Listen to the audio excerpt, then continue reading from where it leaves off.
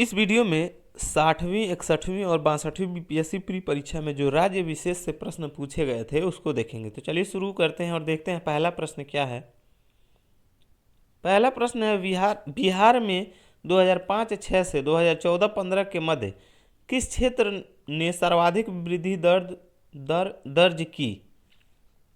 वो क्षेत्र था रजिस्टर्ड विनिर्माण। अगला प्रश्न है, प्रति व्यक्ति आय के मानदंड के अनुसार बिहार का कौन सा जिला सबसे गरीब है? तो वो है जिला शिवहर। अगला प्रश्न है,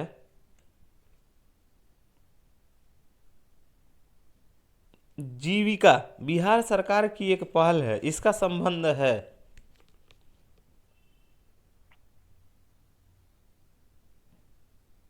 तो इसमें ऑप्शन नंबर 5 सही हो जाएगा। उपयुक्त में से कोई नहीं या उपयुक्त में से एक से अधिक। बिहार सरकार विश्व बैंक के सहयोग से बिहार ग्रामीण आजीविका परियोजना का संचालन कर रही है। इस परियोजना को स्थानीय स्तर पर जीविका के रूप में जाना जाता है। परियोजना का मुख्य उद्देश्य गरीब ग्रामीणों को सामाजिक और आर्थिक रूप से सशक्त बनाना है। आजीविका पहल का उद्देश्य गरीबों की आजीविका हेतु रोजगार का सृजन करने के लिए कृषि क्षेत्र और उत्पादकता में वृद्धि करना है।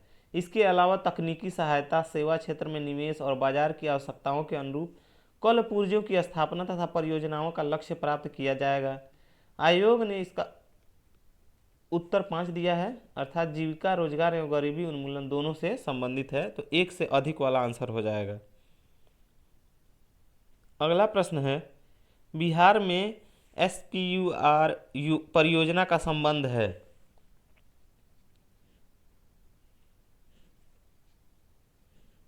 इसका भी ऑप्शन नंबर 5 सही हो जाएगा। उपयुक्त में से एक से अधिक सही है इसमें। अगला प्रश्न है, बिहार में राष्ट्रीय राजमार्गों की कुल लंबाई है? तो ये है 4595 किलोमीटर। अगला प्रश्न है, बिहार राज्य में प्रति व्यक्ति ऊर्जा उपभोग है 203 किलोवाट घंटा। अगला प्रश्न है, बिरसा को सोते हुए पकड़ा गया 3 फरवरी 1900। अगला प्रश्न है, किसने यूरोपियन नील बागान मालिकों द्वारा किसानों के शोषण की तरफ गांधी जी का ध्यान आकर्षित किया? राजकुमार शुक्ल ने।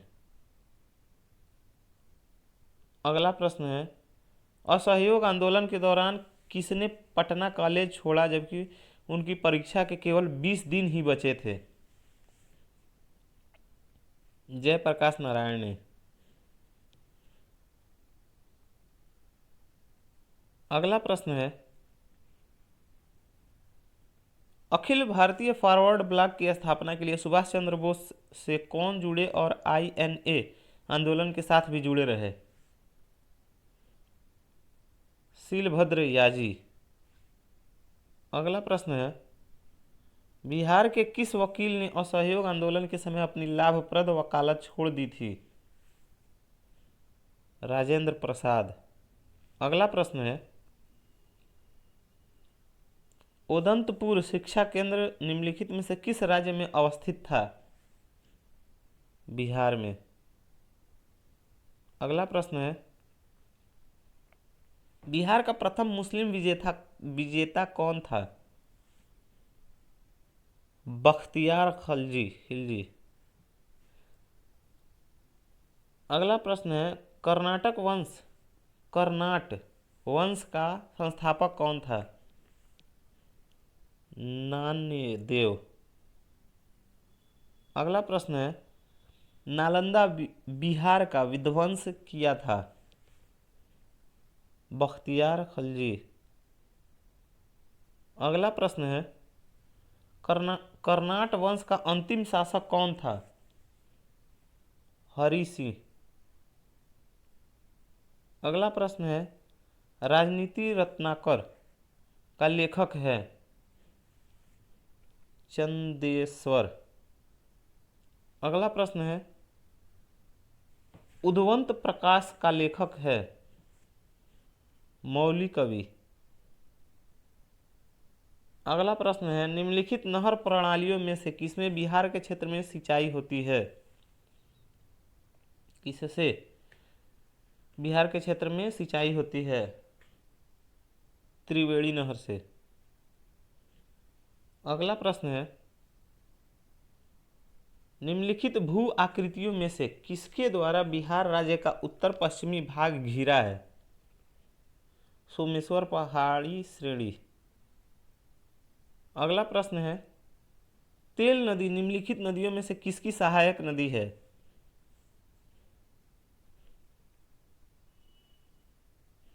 ऑप्शन नंबर इसका 5 सही हो जाएगा। तेल महानदी की एक महत्वपूर्ण सहायक नदी है जो ओडिशा के सोनपुर या सुबर्णपुर के मुख्य धारा में मिलती है। ओडिशा के कोरापुत जिले में मैदान और खुले प्रदेश से निकलने के बाद यह नदी राज्य के नबरंगपुर, कालाहांडी, बालानगीर जिलों में प्रवाहित होती है, इसलिए इसमें से एक से अधिक वाला सही हो जाएगा।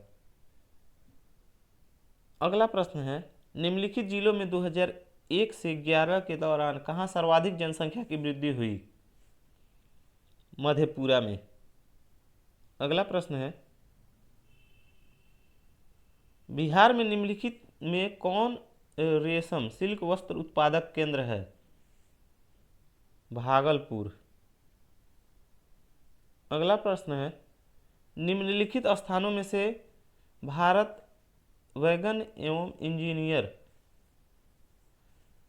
कंपनी लिमिटेड कहाँ स्थित है? मोकामा में। अगला प्रश्न है, निम्नलिखित राष्ट्रीय राजमार्गों में कौन छपरा एवं गोपालगंज को जोड़ता है? राष्ट्रीय राजमार्ग क्रम संख्या 85। इसी के साथ यह वीडियो समाप्त होता है। धन्यवाद।